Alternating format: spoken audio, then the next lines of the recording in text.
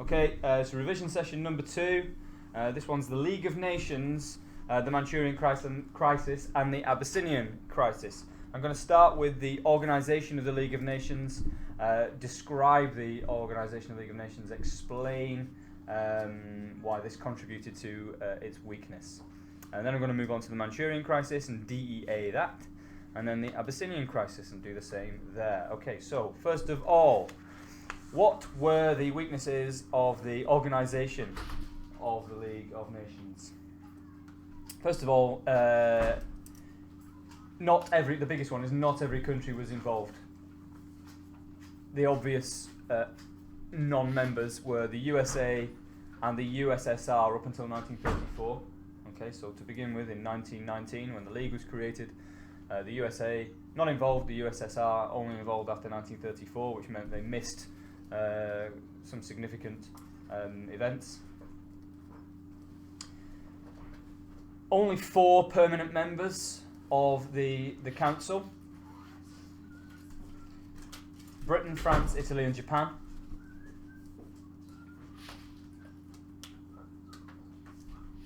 So it meant that 4 member countries' interests were represented more than others.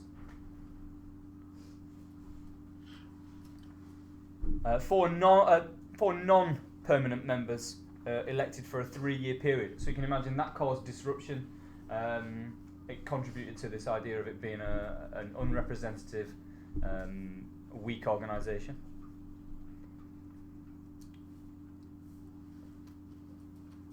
So that's the Council. The Council's like the kind of nucleus, the main kind of decision-making executive, if you like. And then you've got the Assembly, which is the broader organisation that all the member countries, okay? Each member was represented at the Assembly, and the Assembly only met once a year. So you can imagine if you're a member but you're not part of the Council, then you're only meeting once a year, then perhaps you're not buying into the League of Nations as you otherwise would. Another weakness of the Assembly was that any decisions made by the Assembly had to be unanimous. So again, could slow decision making down if every member had to agree.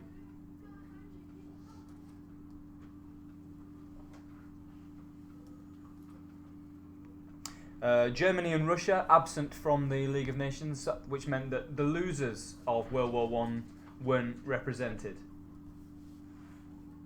Russia was on the winning side, but remember it had been defeated by Germany. It was allies with the winners, but was defeated by Germany in 1917. So no spoils of war for Russia. Unrepresented at the League, and Germany again also the losers not represented at the League. You could argue the League was kind of biased, I suppose, in favour of the winners of World War I. Had no standing army.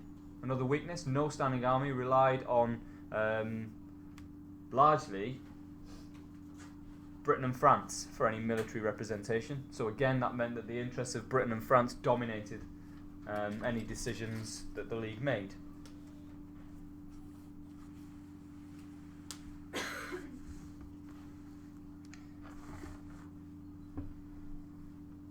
If there was a problem, then the League of Nations had 3 ways of addressing any problems. The 3 actions it could kind of go for were moral condemnation, so slapping the wrist verbally of the aggressor country; economic sanctions, meaning that countries in the League would all stop trading with the aggressor or the country that was in the wrong; or in the last resort, military force. The idea was all countries in the League would contribute to an armed force that could act against any aggressor.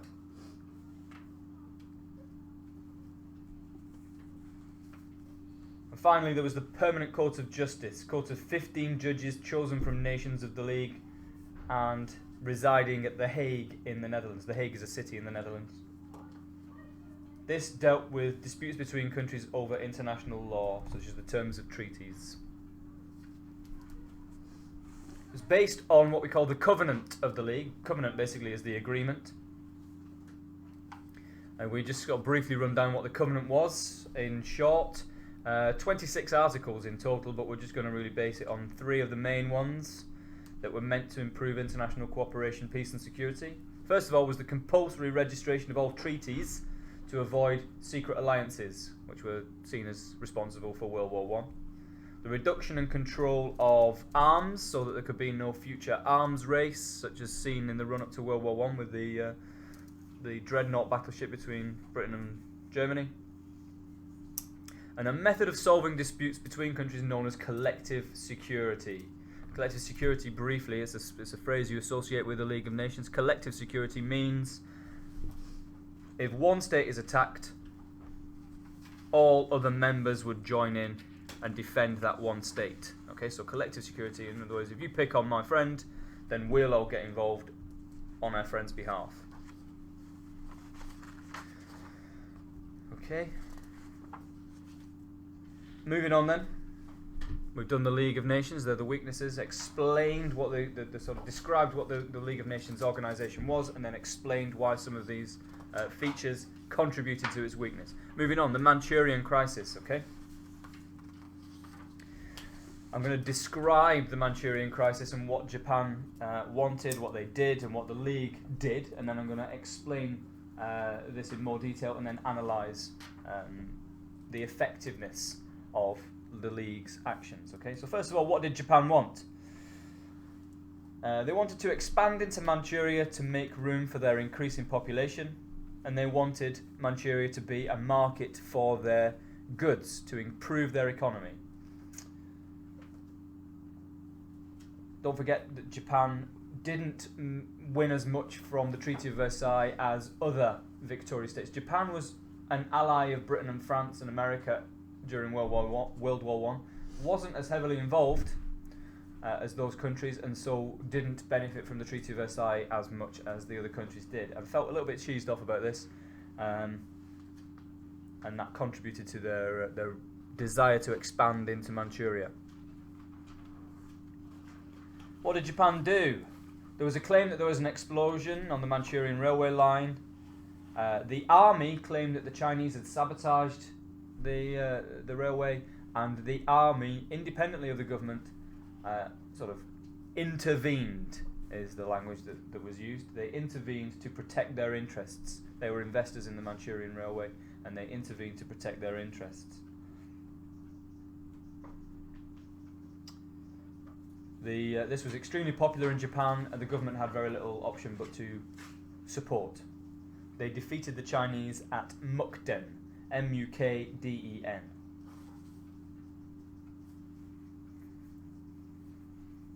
So that's the detail of what Japan did, what they wanted and what they did. Now, what was the League's response? The description of the League's response.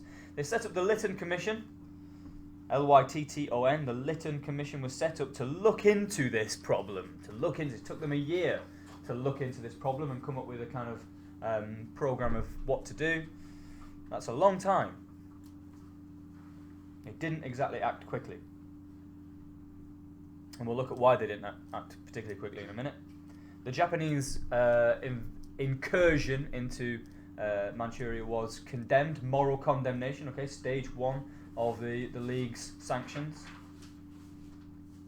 And the Lytton Commission recommended that Manchuria was set up as an independent self-governing state called Manchukuo.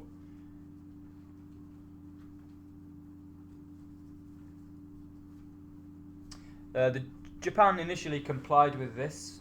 Okay, so Japan's response to what the League of Nations recommended: set up an independent, in inverted commas, an independent state called Manchukuo, which was occupied by Japan after 1933. Japan then left the League of Nations completely and occupied Jehol, which is another province in China,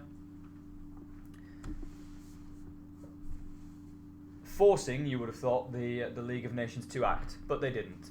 Okay.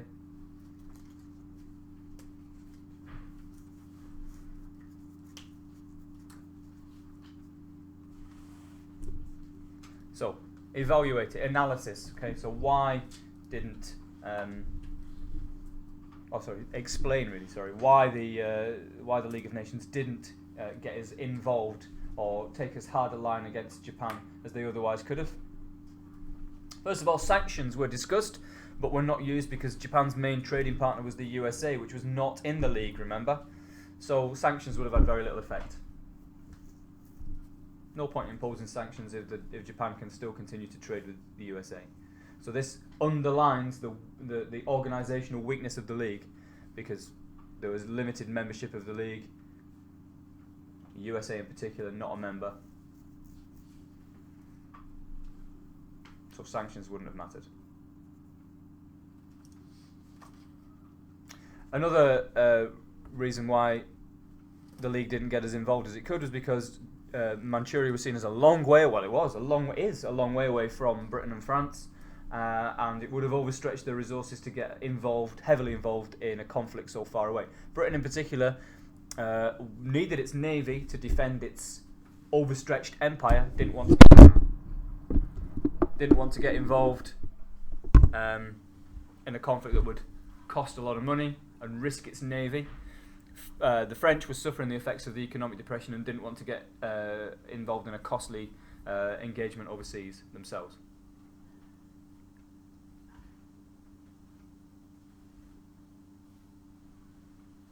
The nearest country that could send troops to get involved in Manchuria was the USSR, but the USSR, remember, was not a member of the League of Nations. So again, underlining the organisational weakness of the League of Nations, because the members that could have really affected an outcome weren't members of the League of Nations. The countries that could have actually changed things weren't members of the League of Nations. Another reason why the League didn't get involved was that Japan was seen as a useful ally against the USSR. The USSR, remember, was communist and was seen as the greater threat, not Japan. The USSR was seen as the greater threat. So building up or allowing the Japanese to build themselves up economically was actually seen as advantageous to the League of Nations countries.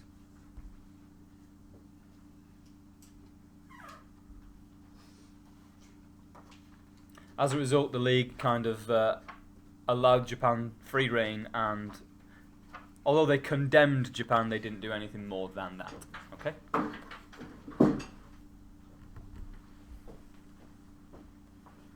So analysing this failure, the analysis.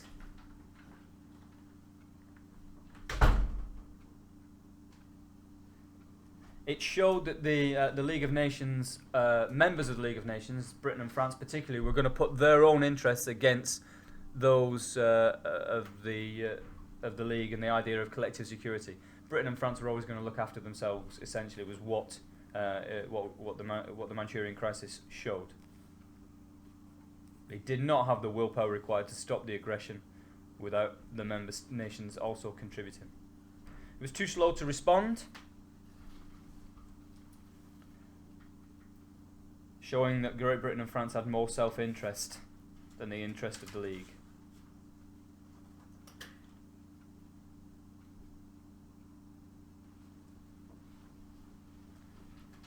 And perhaps more damagingly, in the longer term, the League's failure to act showed Mussolini that the League was reluctant to stop aggressive action, particularly from a country that the League desired the support of.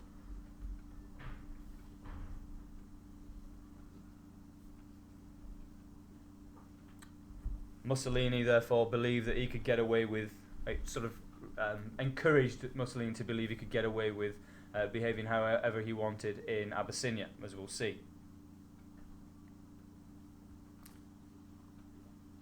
In the longer term, it also kind of showed the same thing to Hitler, so that in the later 1930s, Adolf Hitler felt as though he could actually ignore what the League of Nations felt as well.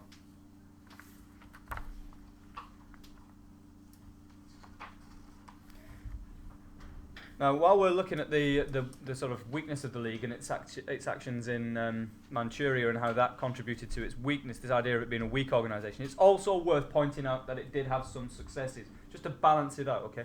Now, in the 1920s, the League had, prior to this, the League had successfully dealt with island disputes between Finland and Sweden. So with smaller nations and things that didn't threaten the interests of Britain and France, they were able to, the League was able to achieve some successes. But when threatened with an issue from a larger nation, particularly one that had interests or shared interests with League of Nations countries, then Britain and France particularly, it was largely ineffective. Okay? Moving on. The Abyssinian Crisis. So first of all, describing what the Abyssinian Crisis was. Why was Italy dissatisfied at the end of World War One? They were not given as much land as the Allies, much like Japan. They were on the winning side, remember, in World War One, but at the Treaty of Versailles they weren't given as much land as they expected, or as much of the spoils of war as they expected. Why did Mussolini invade Abyssinia? Wanted to recapture the glory of the Roman Empire. Abyssinia was next to existing Italian colonies, so it was convenient. And again, much like Japan was interested in Manchuria, it would secure a market for Italian exports. Abyssinia also had rich pasture land and raw materials to benefit the Italian economy. And Mussolini wanted something, a success, a military success, to divert attention away from the economic depression that was affecting Italy at the time. And he also wanted revenge for recent military embarrassments.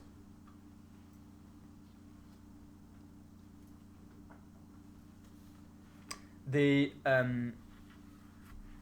League of Nations, particular members of the League of Nations, particularly Britain and France, didn't want to upset Mussolini too much, because they were all Britain, France and Italy were all part of something called the Stresa Front. S-T-R-E-S-A. Not an alliance, but a kind of agreement to kind of check the growth of Germany, the growing power of Germany. Okay?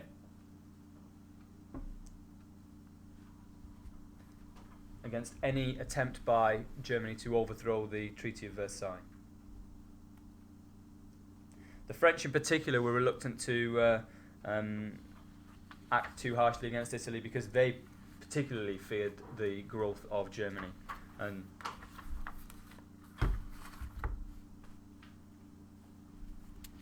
okay, so the actions of the Abyssinian Crisis. In 1934, a clash between Italian and Abyssinian soldiers at the border. The Italians invaded Abyssinia in 1935. They claimed to be bringing civilization. They fought with tanks, planes, and poison gas. The Abyssinians fought with spears and rifles. In 1936, they captured Addis Ababa, the capital of Abyssinia, and Abyssinia officially became part of the Italian Empire. The actions taken by the League, again we're describing, as you would expect, moral condemnation. Moral condemnation of Italy as an act of aggression. And then the League stopped imports from Italy. Okay, so economic sanctions. There's some evidence of economic sanctions from the League in the Abyssinian Crisis. Stage number 2 on the kind of list of things that the League of Nations would do. But these were limited economic sanctions, very limited. In fact, the League was very careful not to impose sanctions on oil, coal, iron, and steel. These 4 things, oil, coal, iron, and steel, would really have hampered Mussolini's attempts to conduct the war in Abyssinia.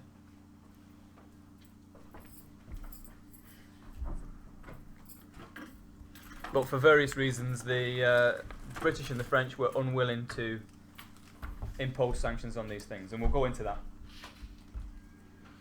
So there were no sanctions on coal, oil, iron and steel, no military action. Also importantly, they didn't close the Suez Canal. If you haven't done this in class, I urge you to look at a map. Where is the Suez Canal? Have a look at where the Suez Canal is and see how that would have prevented Mussolini from making that sea route. He would have had to go the long way around to Abyssinia, actually, if you think about it. If you have a look at this on a map, you'll see just how inconvenient it would have been for Mussolini and the Italians to invade Abyssinia had the Suez Canal been closed. But the Allies didn't, the British and the French didn't do that. Okay. Explaining why Britain and France didn't do any more than morally condemn and impose minimal sanctions. As we've said, Britain and France were reluctant to act too harshly against the Italians because they wanted their support against an expanding Germany, or potentially expanding Germany. They wanted them to remain in the Straits of Front. They didn't impose sanctions on oil because the main importer of oil to Italy was, or the main exporter, I should say, of oil to Italy was the USA. And again, the USA is not part of the League of Nations, so showing the organisational weakness of the League of Nations there. They didn't impose sanctions on coal because Britain was afraid that it would affect the British coal mining industry. So again, Britain putting its own economic interests above those of collective security.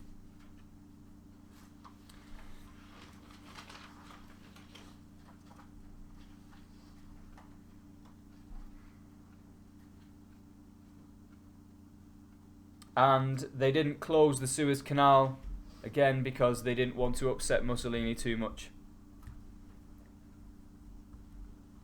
So again, Britain and France putting their own military interests, defending or preventing the potential growth of a powerful Germany, their own military interests, putting those above collective security and the importance of the League of Nations. Okay. So the idea of collective security is really kind of discounted in the Abyssinian Crisis. Another thing you need to know about the Abyssinian Crisis is the Hoare-Laval Pact. Okay. What does the Hoare-Laval Pact suggest about the weakness of the League? It's kind of showed that it underlines this idea of Britain and France putting their own interests above those of the League of Nations. They were willing to kind of negotiate with Italy separately, not through the League of Nations. Okay, so they were willing to kind of almost kind of going against the League's idea of no secret treaties. They were they were willing to kind of negotiate off the record a little bit. So the Hoare-Laval Pact, H-O-A-R-E-Laval Pact.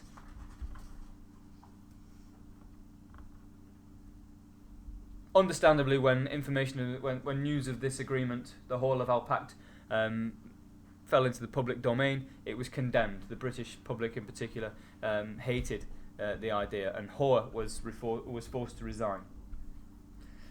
The detail of the Hoare-Laval Pact was that Italy could sort of take 2/3 of Abyssinia, and 1/3 would be kind of preserved as Abyssinia.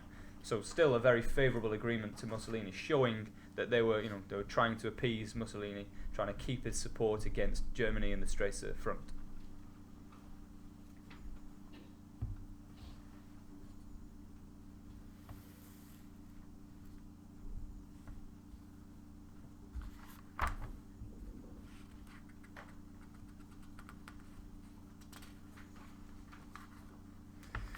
Okay, so the last thing, analysis. How did the Abyssinian Crisis contribute to the failure of the League of Nations? We'll do this really quickly and then we're done. When the Italians and the Japanese walked out of the League in the Manchurian and Abyssinian Crisis, the League lost their military presence, making the League much weaker. The Abyssinian Crisis marked the end of the League as a means of keeping peace because it followed on from the Manchurian Crisis, which showed that the League was a failure when dealing with an aggressive power nation.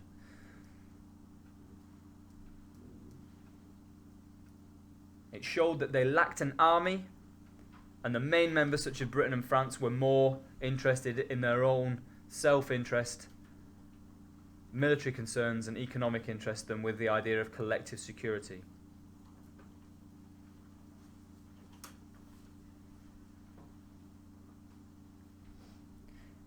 The failure in both Manchuria and Abyssinia encouraged Hitler to take advantage when he reversed the Treaty of Versailles by sending troops into the Rhineland in March 1936. So very close to the Abyssinian Crisis. It was like, the Abyssinian Crisis, and then Hitler marches into the Rhineland, starting to dismantle that Treaty of Versailles. Because Hitler realised that the League was ineffective in dealing with crises and had no army of its own. He knew that the League of Nations member countries, particularly Britain and France, would put their own interests above those of the League. Crisis brought an end to the stress of front, freeing Hitler up to expand, tear up the Treaty of Versailles.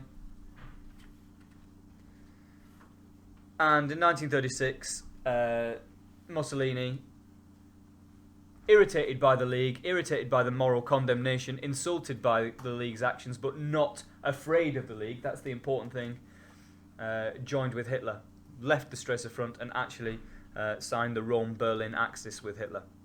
Okay, Winston Churchill actually said that the League's response to the Abyssinian Crisis was full of half measures. In other words, they didn't do one thing, they did the worst possible thing. They kind of did half and half. They didn't get on Italy's side and keep Italy as a friend, nor did they adequately reprimand and punish Italy to make them fall into line. All they did was upset Mussolini by slapping his wrist, pushing him towards Hitler, but they didn't do enough to stop him and make him afraid of going further in Abyssinia. Okay. Eventually, Mussolini signed the Rome-Berlin Axis with Hitler, and then this was extended in 1937 when Japan joined. Okay, so you've got Japan, who was upset over Manchuria, you've got Italy upset over Abyssinia, and the worst possible scenario is that both of those countries now join with Hitler to make the Anti-Comintern Pact. Okay, that's the result, the Anti-Comintern Pact. Europe and the world, in fact, if you think about it, Japan as well, is now starting to divide into these two power blocks again, just like it did before World War One. Okay? That's your lot. Thank you.